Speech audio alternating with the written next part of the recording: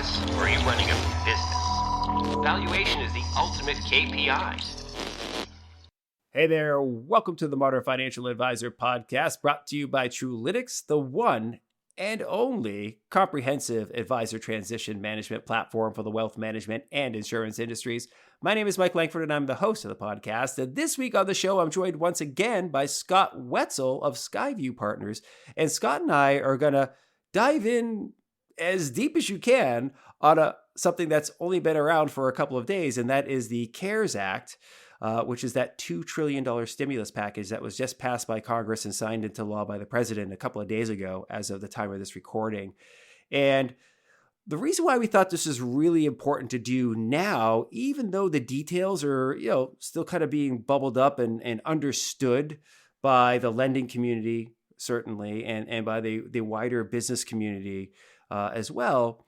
The reason why we thought this is important is because, as I mentioned in last week's podcast, episode 30, in times of crisis, when your clients, advisors on your team, and other team members are feeling, and maybe yourself, are feeling a heightened level of anxiety due to the uncertainty, due to the potential of what could be catastrophic effects of the COVID-19 outbreak, both in terms of human health and mortality, and also on one's business, the negative economic effects that might happen in one's personal life or one's business life. One of the things I mentioned last week is that it's really important to focus on the actions you can take to not only alleviate that anxiety, but to make sure that your business remains stable, that it survives, and that it continues to serve its mission, which is serving clients, right? They need you right now. You need to show some leadership. And last week I gave you some examples of how you can do that. I mentioned the true continuity solution, that you could have an emergency continuity plan in place for yourself and your clients. Really, really important stuff. Because look, what happens if something happens to you? Who's going to take care of those clients? Who's going to take care of the business, right? So we talked about that in that last episode. But another thing you need to make sure you do is make sure you have enough capital to continue to operate in a somewhat normal fashion, right? So that your business, you're not spending so much time freaking out about needing more money in the business to keep the lights on or to keep your team employed as best you can. When you're spending so much time doing that, you're not serving your clients, right? And of course, then your clients are feeling a little more anxiety. So Scott and I are going to dive in on this CARES Act, answer some of the questions that you likely have. Do take everything with a bit of, okay, I need to find out more, right? Because as Scott will tell you, this is what he knows just on the surface level so far, what he and his team have been able to digest. They are certainly there for you to answer any questions that you may have. One of the easiest ways to get in touch with Scott and his team is swing by truelytics.com/partners. You'll see a link there for SkyView Partners, and we actually have a contact form where you can reach out and get the process rolling if you're interested in exploring the CARES Act programs that Scott is going to share with you. Before we dive in, make sure you like and subscribe to the podcast as if you already have not done so. We're on Google Play, Apple Podcasts, Spotify, Stitcher, you name it. And of course, as I asked last week, I think this is a really important episode. And I would like you to share it with other advisors. I'd like you to share it with other business owners in your community of advisors and RIA firms. Because, just as the saying goes, rising tide lifts all boats. We want to make sure in this case that all boats stay afloat, because it's really important right now. It's important for our industry, important for the clients at large, important for the economy that we all rely on, that all wealth management firms survive this to the best of their ability with minimizing any carnage, and having access to capital is one of the most important things one can do in a down market. And in this market with so much uncertainty in it, let's make sure that everybody gets the information that can be helpful to them. Okay. So please do share this out. Okay. Well, without further ado, let's get to it with Scott Wetzel from SkyView Partners. Hi, Scott. It's really great to have you on the show today. And it's particularly appropriate and timely to have you here, given the fact that the CARES Act was it yesterday or the day before made official. So I'm really thrilled to have you on now. Well, certainly appreciate the opportunity, and I'll just put this disclosure out there right away that this is all entirely new information for me and everybody else. And as we've tried to dig through the bill, or my staff, I should be transparent, has dug through the bill, and we're trying to make sense of everything that's going on. Happy to come on, but I don't know all the answers, but I'll certainly try to provide answers to your questions to the best of my ability. Well, I really appreciate that, and it's fantastic that you're willing to do that because I think, like all of us, this is a first ever type of experience. We've never had to wrestle with this type of thing. We've been spending a lot of time at Truelytics sharing information with advisors based on what we know and helping them prepare for this great time of uncertainty here. And one of the things that the drums that I've been beating pretty hard is focus on the actions you can take for your business, for your clients, for your advisors, if you're heading up a broker dealer or a wealth management firm. So this is a perfect example of that because, look, we want to give you good information.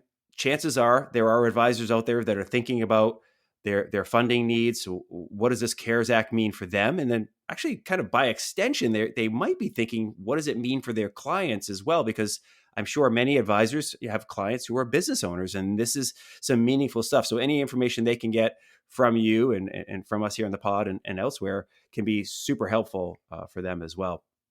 So I guess first thing to do is set the tone here. Let's talk about what does the CARES Act stand for, and what are the kind of the couple of high level key elements of it. So I'm to be totally transparent again, I need to read it just so I get it exactly correct, because I want to make sure that we're accurate, because really everything we're seeing is coming out from this entire CARES Act is being run through the SBA. And so, the CARES Act does stand for Coronavirus Aid, Relief, and Economic Security Act, in which has a couple subsections that I can speak to around the loan assistance programs. Namely, they made some modifications to pre-existing SBA disaster relief funds that are called Economic Injury Disaster Loans, or EIDLs. But they also created a new SBA program that's, if we could focus on that one, I think it's most applicable to the RIA community, and that's the Paycheck Protection Program, or PPP loans. Just rolls right off your lips, doesn't it? I mean, it's really so, yeah. If you've got a stutter, it's not a good thing for you, right? It'll No. go on forever. We'll find out, I guess, right? So that's really interesting. So let's dive into a little bit about the PPP. And again, you mentioned that you and your team were really going through, and it like all of these government acts and so forth. There's hundreds, if not thousands, of pages involved.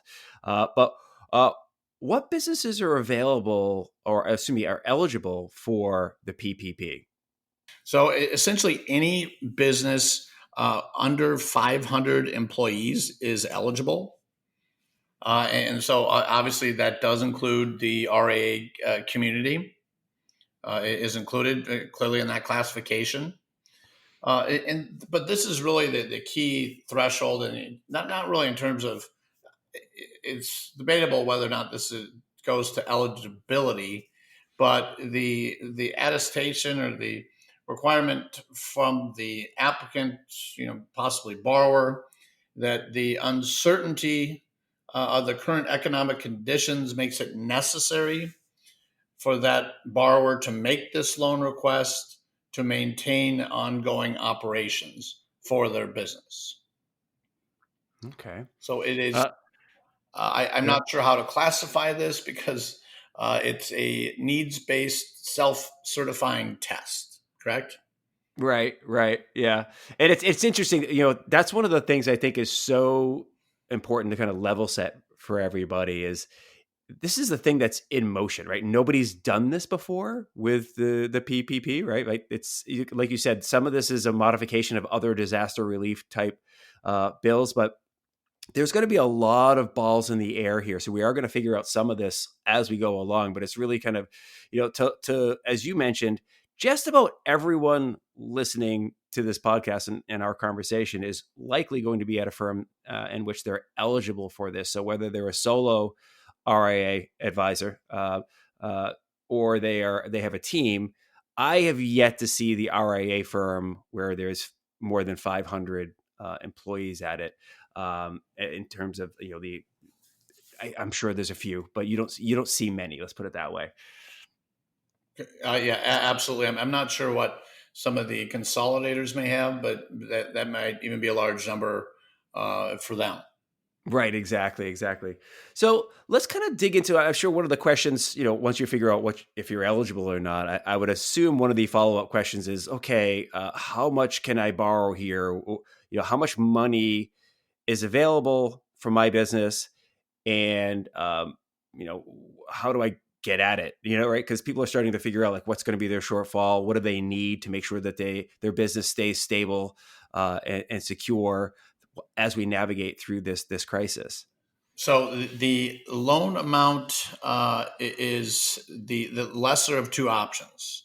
And I think the RIA community will fall into the first bucket, which is 2.5 times average monthly payroll expenses or a $10 million maximum. Okay. Which then the real question there is, what constitutes those payroll expenses? And it's a lot of categories you can probably assume. And we do have a lot of information, very granular information available at SkyView.com that we just launched this morning. But clearly salary, wages, what's also included is retirement benefits, healthcare benefits for the staff as well. A key facet of this is that it does phase out at over $100,000 per any employee or principal. So you can only utilize up to $100,000 even for someone making $250,000. Okay. Before we kind of dive into some more of the details of the actual loans and what it means, but what are some of the use cases or the rationale that somebody may want for this, right? I think to myself, like, okay, if I all of a sudden have a lot of uncertainty about my business, just given what's happening in the markets and what may happen in the market, you and I talked a little bit about this in terms of what SkyView does for advisors and some of the use cases that advisors have for securing outside funding. Maybe we kind of talk about, like, in this particular instance, what do you see some of the use cases for an advisor or an RA firm seeking the PPP funding? Well, so this is where the PPP program gets really interesting and unique to any quote unquote loan program, that up to 100% of the principal balance of the loan is forgivable, provided that the loan proceeds are utilized appropriately. And which we go into categories that make sense. So obviously, they want the loan proceeds applied to payroll, mm-hmm. healthcare, insurance, utilities, interest on any commercial real estate obligation, or rent or lease payments. So to the extent that they're utilizing the loan proceeds appropriately and as the SBA desires the borrower to utilize those proceeds, they are forgivable. Okay, and that's a really enticing offer, right? If you imagine it, and you get the reason why, right? It's interesting. I'm always fascinated by these types of programs that the government will come up with in times of need. It's like, what's the incentive behind this? The incentive behind this is nobody wants you laying off your executive assistant people that are working on your team that may not be front-facing advisors, and they certainly don't want you laying off advisors either, right? They want you to keep your team intact because mass unemployment has a cascading effect. They also don't want advisory firms not paying their rent if they can afford to pay their rent, because that has a cascading effect as well. The landlord for your office is then not able to pay their bills and they end up laying people off. So it's basically, hey, let's inject some cash here into the system to make sure that you can keep your business afloat.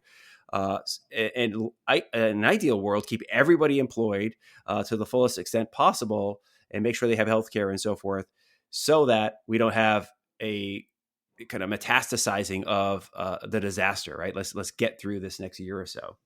Yeah, and I can say, just speaking with one of our bank networks CEOs this morning, super impressed by this bill as it applies to the PPP and the banks involved. I'm not making any political statement. I don't know what side of the aisle was responsible for drafting this provision, but there's an incentive for employers to utilize these funds. It's attractive, and they've also made it attractive for banks to put out this paper. And unlike the EILD loans, the PPP loans will be funded via national, regional, community banks and credit unions as well.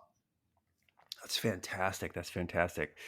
So, so we talked a little bit about how the loans can be used, kind of why they can be, why somebody might want to go get it. And while we can't make any specific recommendations here, it's definitely something someone may be considering or want to consider as an option, especially seeing, that some RIA firms' revenue may have dropped by 20%, 30%.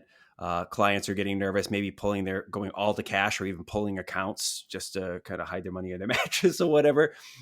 So definitely good to have some dry powder at a minimum. What are some of the terms of the loans? Like, what does it look like from a structural perspective? So very unique rates, terms, and conditions with this obligation as well.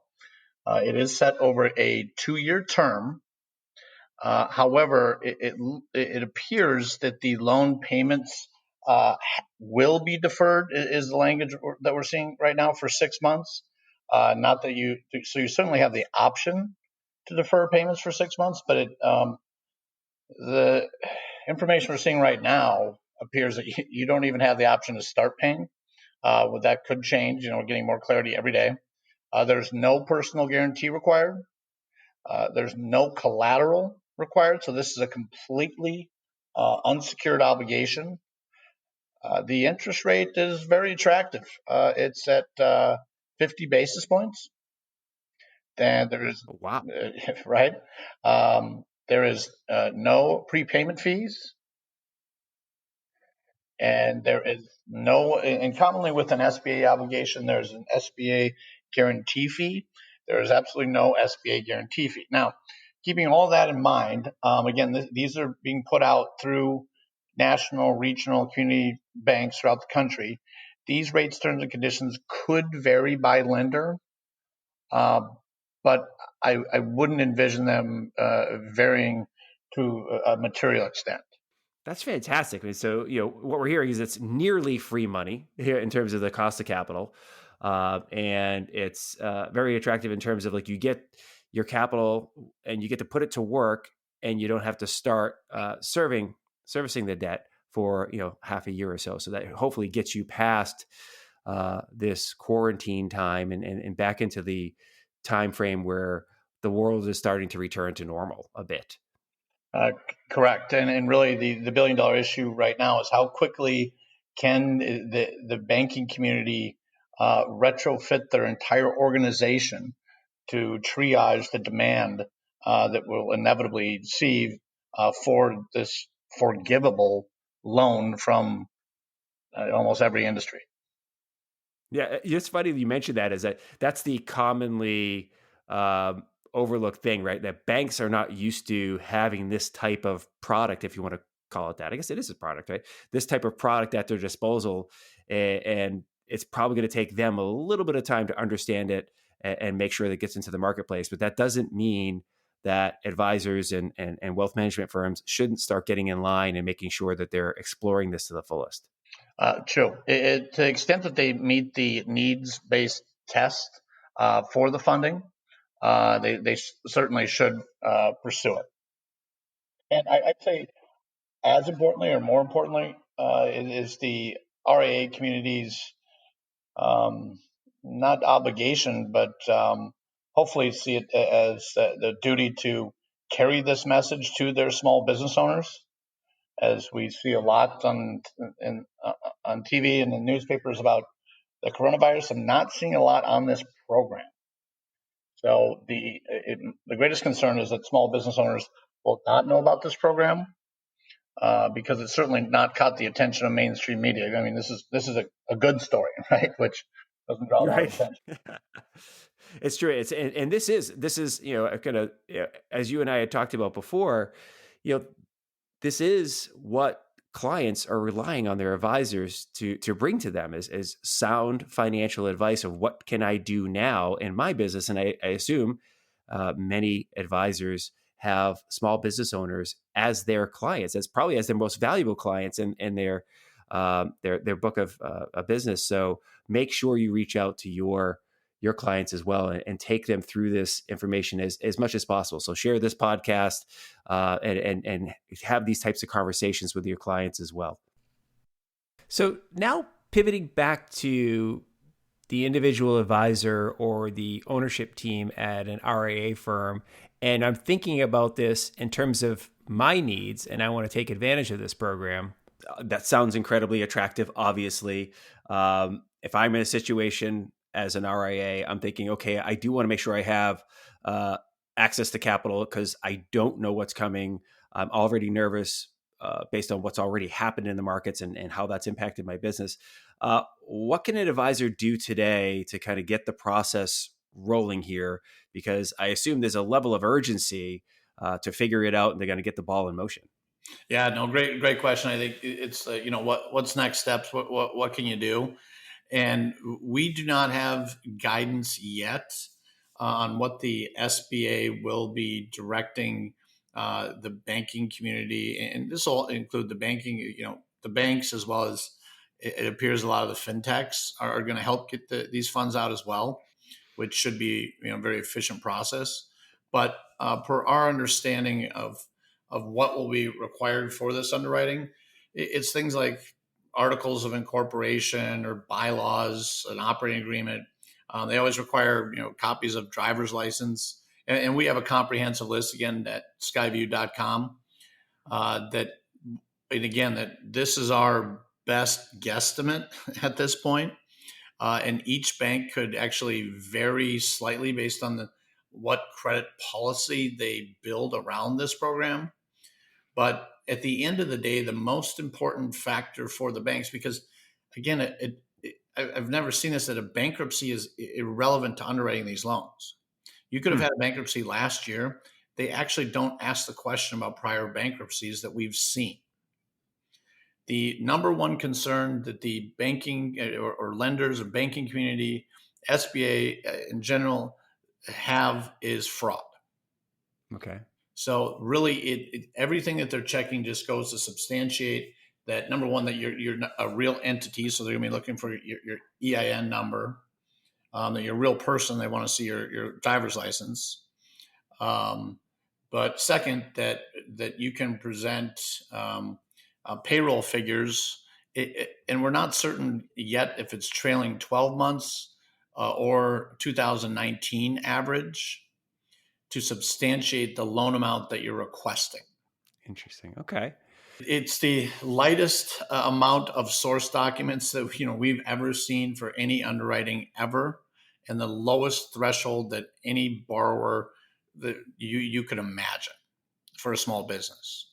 That presumptively, this for the RIA community will go to practices with probably operating at lower profit margins, but overall, it is available to anyone.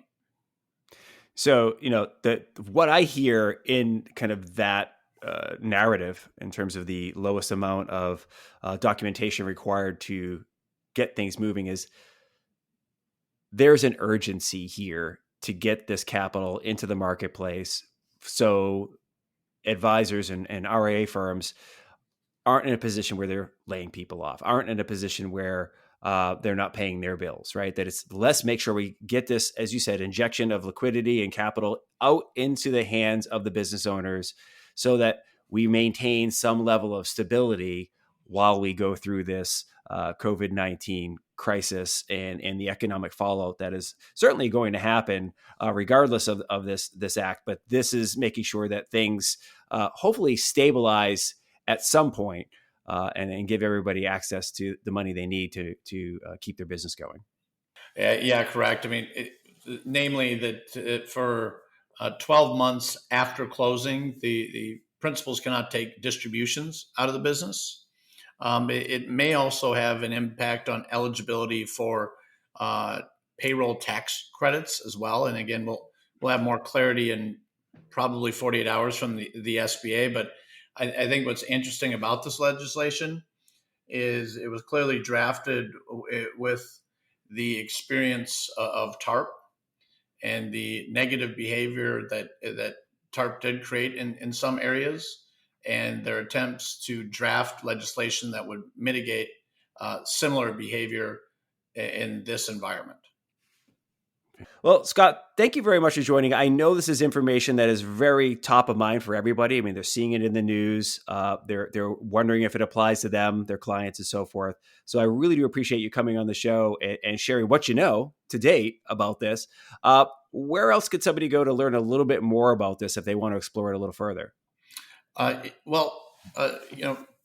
a very biased standpoint, at SkyView.com, we have a lot of information that digs a lot deeper into some of these categories. I'm assuming the SBA website may be a great source of information as well as we receive more guidance. And also, I've seen from our CPA, most CPAs are putting out a lot of content around this right now, and law firms as well. But you can always go to SkyView.com and go to our CARES Act loan information section. And ours is a very narrow window of fuzzy knowledge right now, as it just applies to the PPP program and a lot of things that we spoke to today, as well as what you need to do or what information you might need to provide for the application process. Well, perfect. Well, I really do appreciate your time today, Scott. Thank you very much, and good luck to you and the team, and keep us up to date. Maybe we'll have you back on to kind of talk about this in more detail in a future episode. I would really appreciate that opportunity, because I might actually know what I'm talking about. Okay, I might have a lot more. I will have a lot more clarity about what the actual provisions are by the end of the week. So I'd appreciate it, and really appreciate your time today. Thanks, Scott. Take care. All right. Huge thanks to Scott once again for his generosity, for sharing the details here of the CARES Act and what it may mean for you as an individual advisor, for an RIA firm, or the wealth management industry more broadly. Because look, we're business owners just like everybody else, right? And we need to make sure we have the capital in place to weather the storm and keep the lights on just like everybody else. We have a mission. We have jobs to do to make sure our clients are served, to make sure our team members are employed and continue to thrive and their families are safe and secure. And this is just one really important part of that puzzle. So I highly encourage you, if you have more questions, to reach out to Scott and his team. Send them my way if you want, Mike@Truelytics.com, or you can visit Truelytics.com/partners and see the SkyView information there. Anything we can do to help, we are here. As I mentioned at the top of the podcast, please do share this information with other advisors, other RIA firms, and your community at large, because we want to make sure that all boats stay afloat. It's really, really important to us. You have a mission to accomplish, and that's to make sure that your clients feel safe and secure in their lives. And this is just an important part of it. Okay. Feel free, again, send any other questions for future episodes, things that are on your mind. Happy to do that. Looking for guests as well on the podcast. Always love having guests. It makes it a little more fun for me on this end. So again, reach out to Mike@Truelytics.com or swing by Truelytics.com and use the contact form there. Or hit us up on Twitter, LinkedIn, Facebook, whatever you like. We're always putting good content out there and hope to hear from you in those places as well. Okay. Hope you're having a wonderful day. Make sure you keep that social distance intact. Make sure you're washing your hands so you're staying safe and secure, because I want to see you next time for the Modern Financial Advisor Podcast. Okay. Have a good one. See ya. Bye.